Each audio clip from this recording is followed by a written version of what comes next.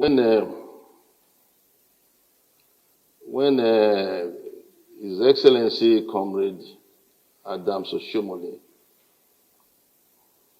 was nearing the end of his tenure, we always used to interact closely. At that time, I was still in the capacity of the Crown Prince, the heir apparent. I was living in GRA and all that before I moved to Oselu.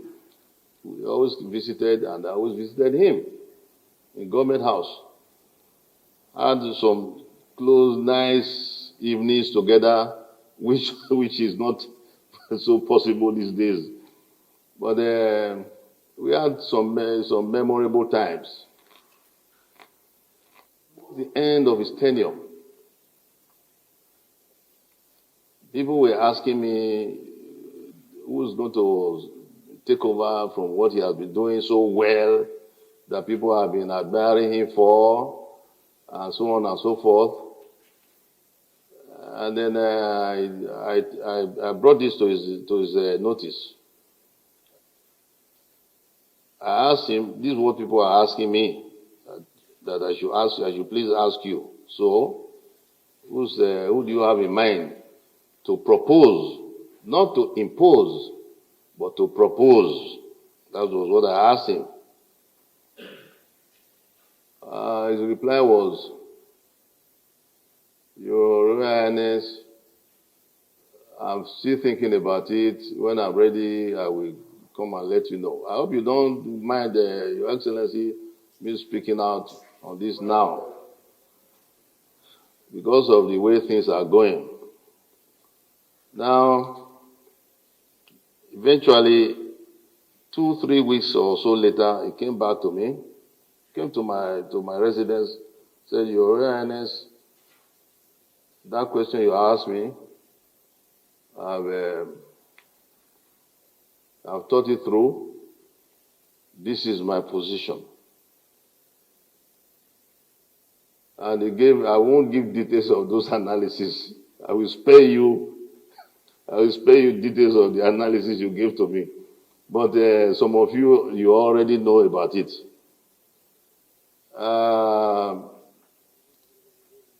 He analyzed 3 candidates, 3 potentials, or if they were, I don't know if they were even potentials, but he brought them out one by one, each one.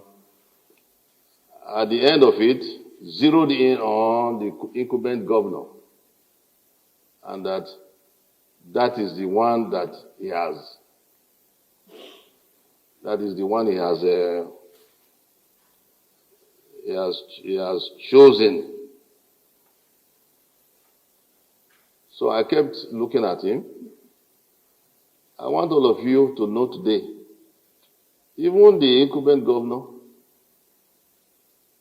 when Oshomole, His Excellency Comrade Oshomole, mentioned that all the reasons why it must be Obaseki or not, nobody else. He gave all the strong reasons, all the strongest reasons in the world why it must be Obaseki. He's the chairman of economic team at that time.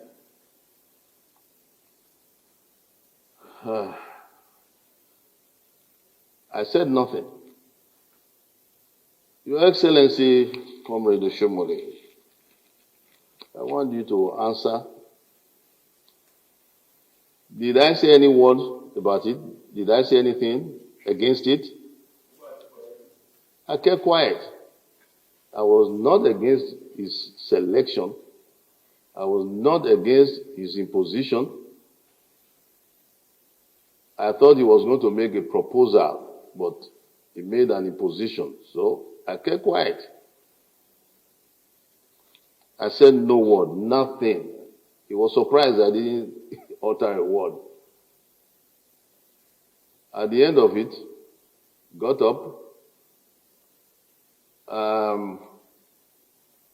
I got up to escort him out to his car at that time. Halfway, he stopped and turned around to me, Your Royal Highness, when I mentioned his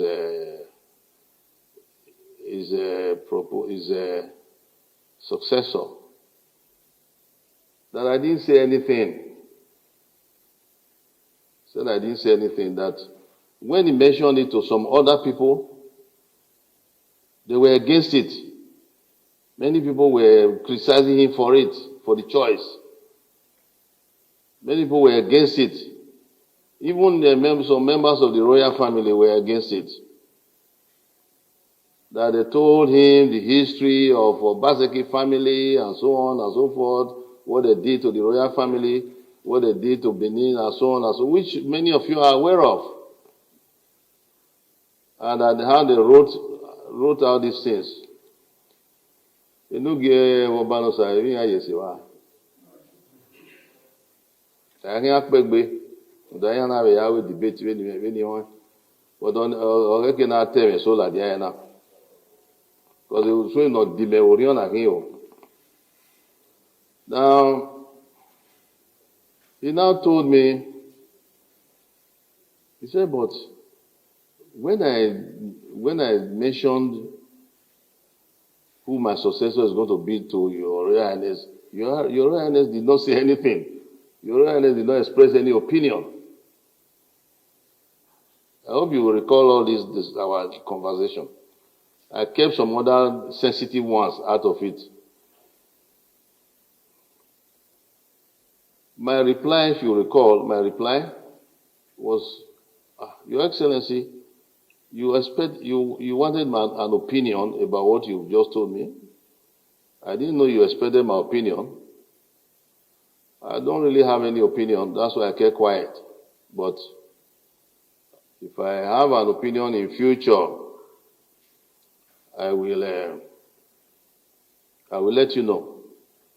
3 weeks or so later, His Excellency again came to me and said, Your Royal Highness, I asked you about your opinion about this and that, about my choice of successor.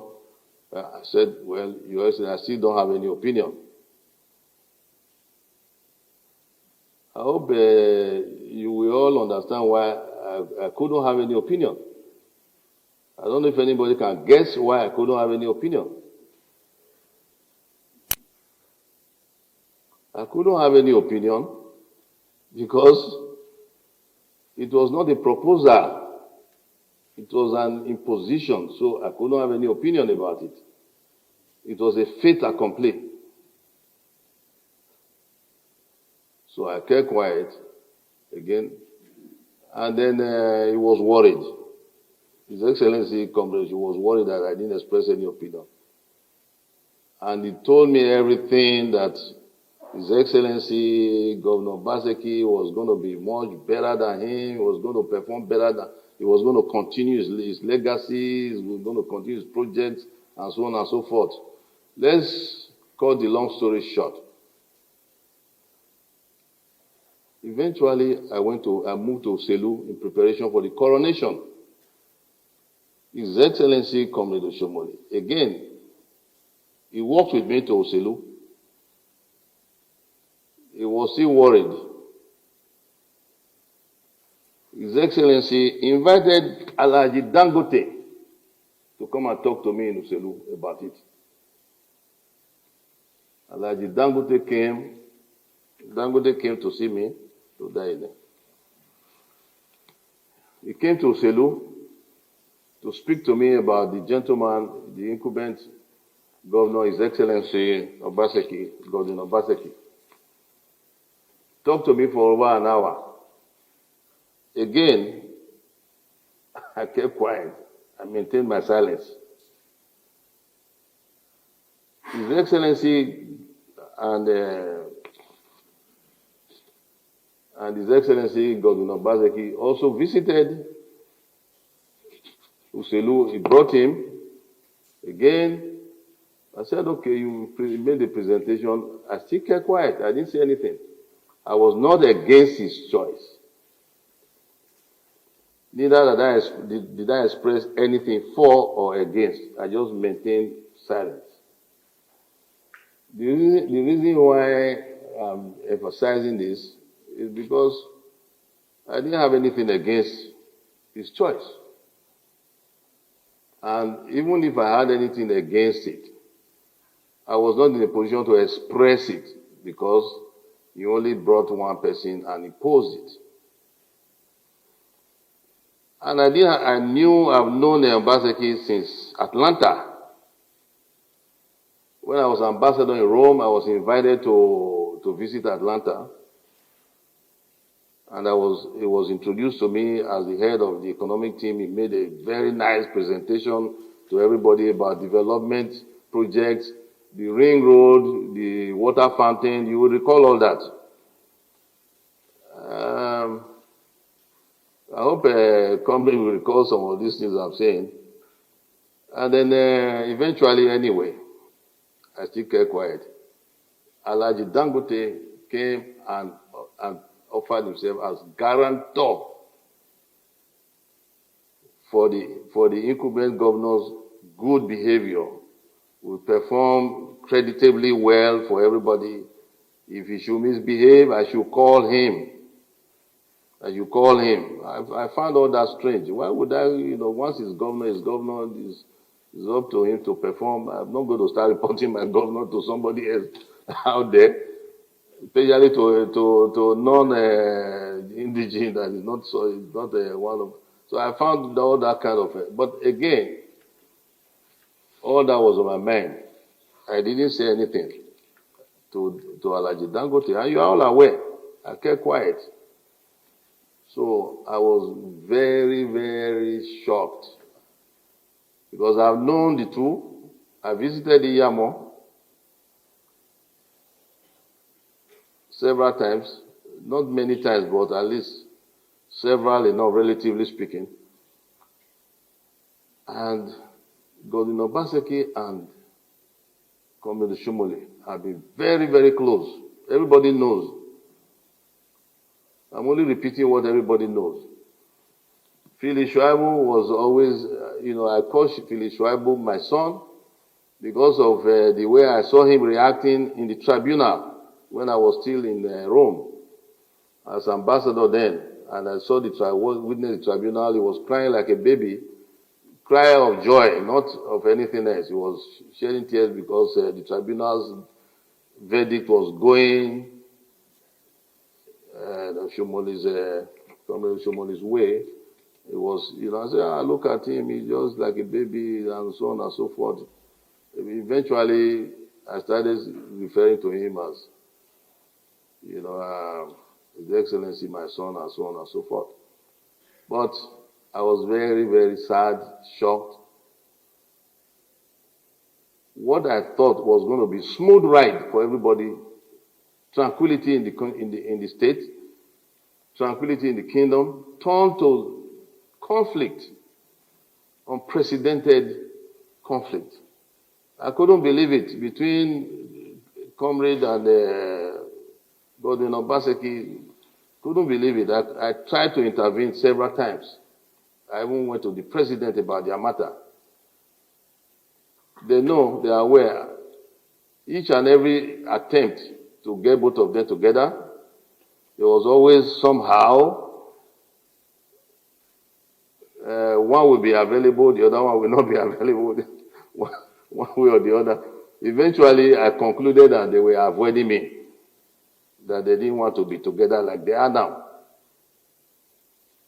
That they were avoiding being with me at the same time, perhaps knowing fully well that if I speak to both of them and they agree, they will have to sheath their swords.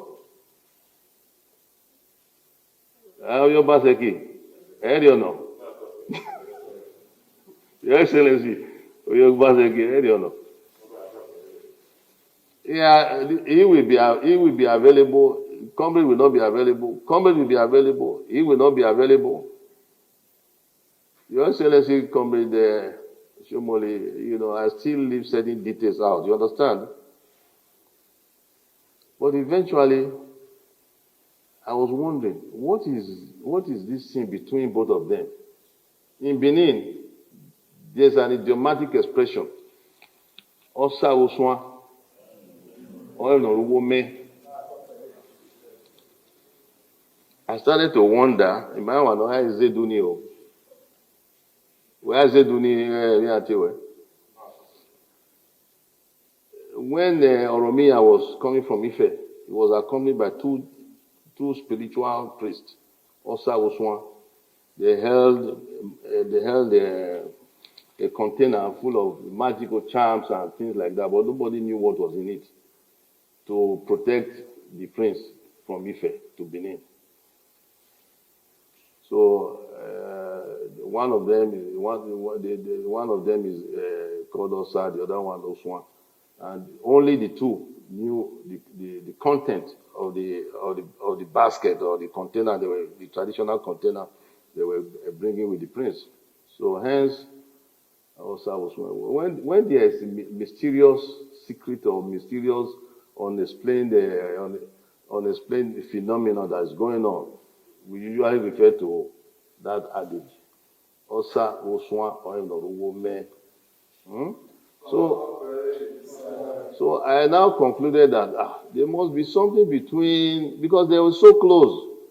Go to the gym together, party together. It's not something that I need to be told. It's not something I witnessed myself. We were all sometimes in the same. When the comrades tried to cheer me up, on one occasion because of certain things that happened at some point, he tried to organize a social event to cheer me up, which he didn't really succeed. But I was there. I was there. I want to still thank a comrade for that attempt. They were all together, So I was at a loss. Didn't know what to do, except to pray for them, to pray for whatever it is that's between them, for God to resolve it, to intervene, to resolve it. But since everything kept deteriorating to the point of even Philip that assured me, gave me some assurances, was going against his own assurances, was not coming up with what he was not honoring his own assurances to me. He knows what I'm talking about, and I'm not happy about that. You don't say things to me, and you go against it.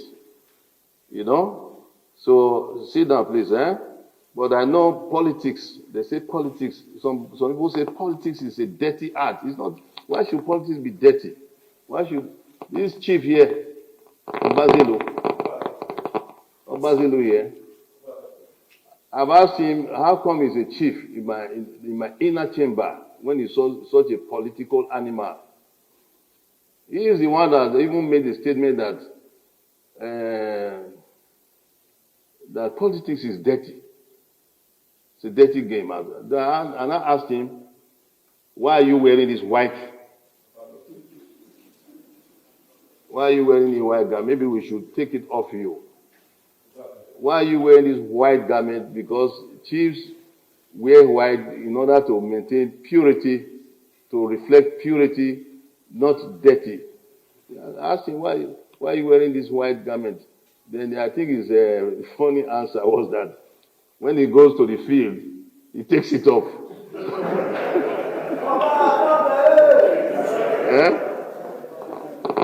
And keeps it somewhere.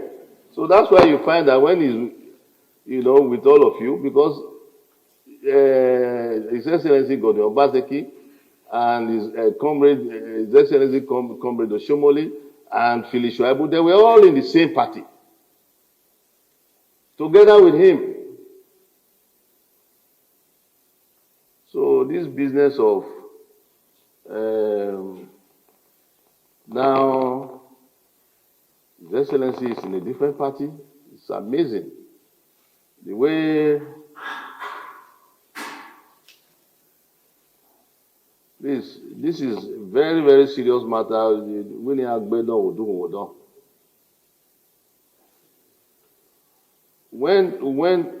again, to cut long story short, I want to go to another topic altogether. After all the conflicts, the exchange of hot words between Comrade Oshomole and Godwin Obaseki, which was amazing to me, and the role that Phyllis Shuaibu has been playing, because to me they're all one family. What cannot be resolved when you are all family? Family can quarrel, brothers can quarrel, sisters can quarrel, family can quarrel, but there must be a resolution. Today, that's what I want us to achieve today. There must be resolution. Because as you are all seated here, I look at you all as a family. I look at you all as part of the palace family. You are all family to us. You are family to the palace. You are family to the throne. And I cannot have all of you fighting each other or at each other's throat.